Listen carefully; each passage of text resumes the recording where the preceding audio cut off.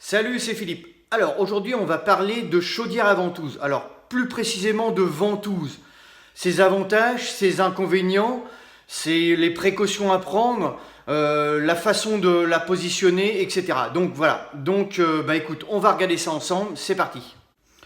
Alors le premier type de ventouse que l'on va trouver, c'est la ventouse verticale. Comme son nom l'indique, elle monte toute droite jusqu'à dans tes combles, en fait jusqu'à sur ta toiture.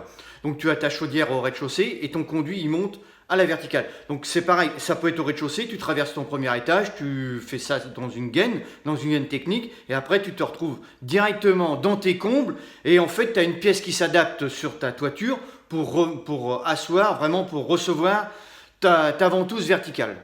Alors la mise en œuvre de cette ventouse sera un peu plus minutieuse. Pourquoi? Parce que si tu as une gaine technique au premier étage par exemple, quand tu vas monter ton conduit à l'intérieur, ta ventouse, là il faut que ça soit super étanche. Là tu n'as pas le droit à l'erreur, sans ça tu vas être obligé de tout redémonter. Donc vraiment il faut faire super bien attention quand tu vas emboîter tes bouts de tuyaux. Donc voilà, il faut bien mettre il y a de la graisse et spray qui vient dessus sur les joints. Tu as des joints, en fait c'est des joints toriques, et tu emboîtes au fur et à mesure à l'intérieur pour pouvoir monter ton conduit. Alors le deuxième type de ventouse qu'on va retrouver, c'est la ventouse horizontale. Alors elle sort directement, pratiquement directement au-dessus de ta chaudière. C'est-à-dire que là tu vas avoir ta chaudière, tu vas avoir un coude à 90, et ta ventouse va sortir directement à l'extérieur. Donc là en fait, forcément il faut percer un trou dans ton mur. Bon, c'est pas non plus bien compliqué. Si c'est un mur d'agglo, tu perces ton petit trou de main. Tu mets un fourreau entre ton mur et puis ta ventouse. Pour la traversée de ta ventouse, tu mets un fourreau dans ton mur. Et voilà. Et après, tu traverses avec ta ventouse. Donc, la mise en œuvre est pas tellement très compliquée. Puisque là, je te dis, là, tu mets un coup, tu sors direct.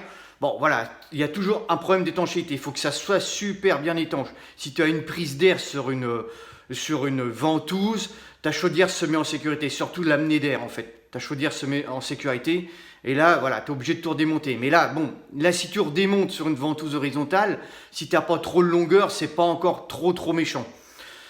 Voilà, par rapport à une ventouse verticale.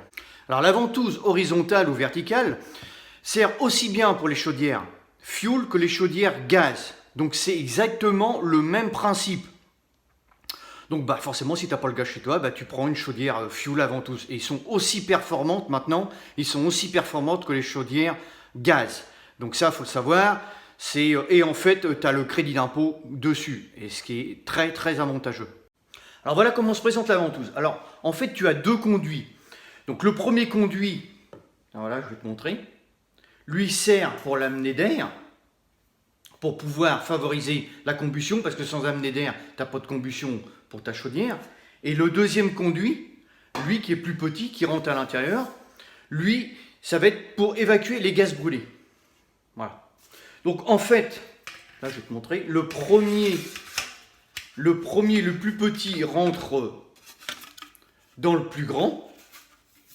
Et voilà, ça se positionne comme ça. Donc ici tu as l'amener d'air pour la combustion de ta chaudière, et ici tu as l'évacuation des gaz brûlés. Donc de ce fait, tu retrouves exactement le même principe sur les coudes. Le petit, le grand.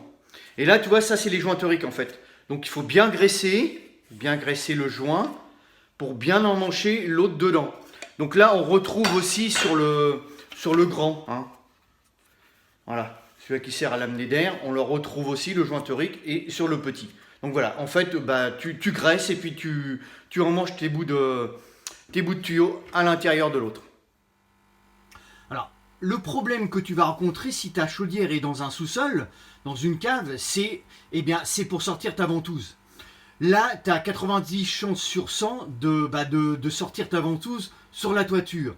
Le souci, c'est que si tu n'as pas la place de la sortir, là, ça va te poser un problème. Donc moi, ce que j'ai fait, c'est ce qui m'est arrivé. En fait, j'avais un problème pour la sortir à la verticale.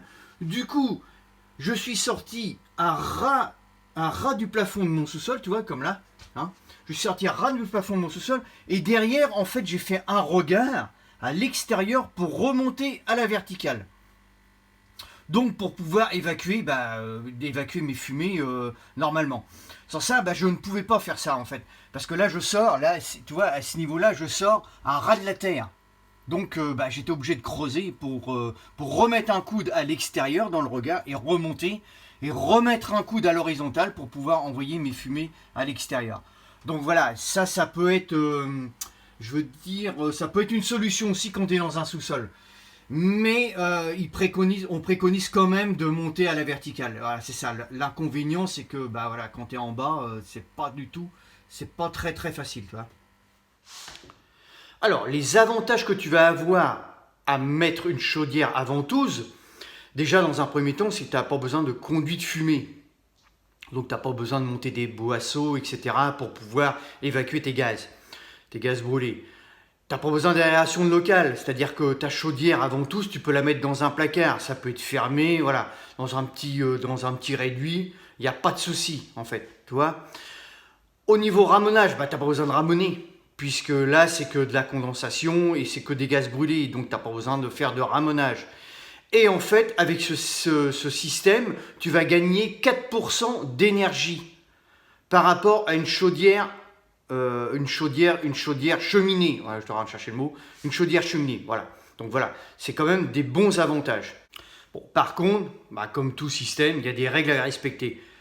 Par exemple, sur une chaudière, sur une ventouse verticale, tu vas avoir parce que forcément tu évacues des gaz brûlés comme ça dans ton conduit, tu vas avoir le problème des Velux. Il ne faut pas que tu te mettes, en fait il y a des cotes à respecter, hein, il y a des mesures à respecter. Il ne faut pas que tu te mettes trop près d'un Velux et il ne faut pas non plus que tu te mettes trop près d'une fenêtre.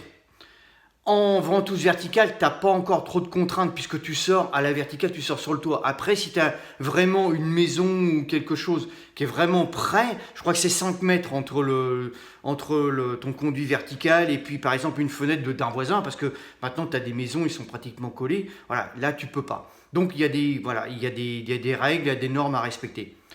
En ventouse horizontale, c'est un peu plus embêtant.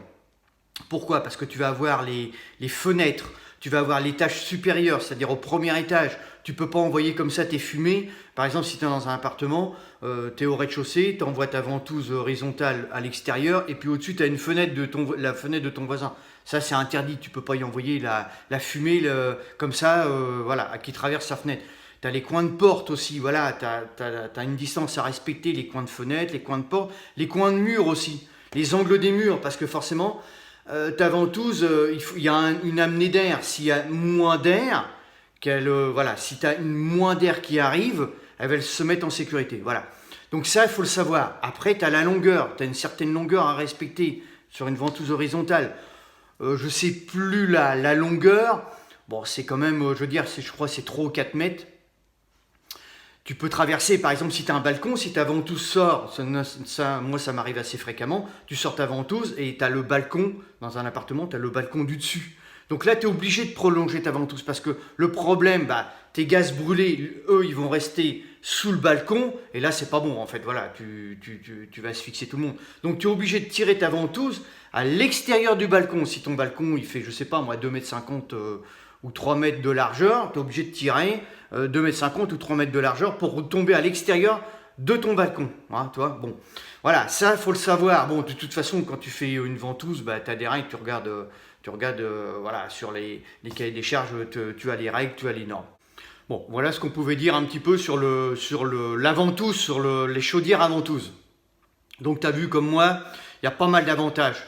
Alors déjà, le premier avantage, c'est au niveau local. Donc tu peux mettre ça dans un placard, tu n'as pas besoin d'avoir un local ventilé. Donc déjà, dans un premier temps, c'est déjà pas mal.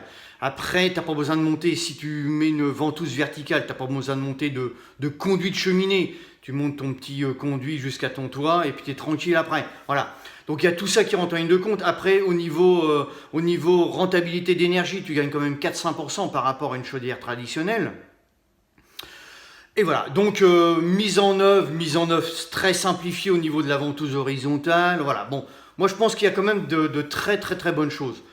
Encore en plus, ça se fait au fioul, au gaz. Tu prends une chaudière à condensation, fioul ou gaz à ventouse. Ça c'est le summum de la chaudière. Voilà. Ben écoute, si cette vidéo peut t'aider, tant mieux. Si elle t'a plu, c'est encore mieux.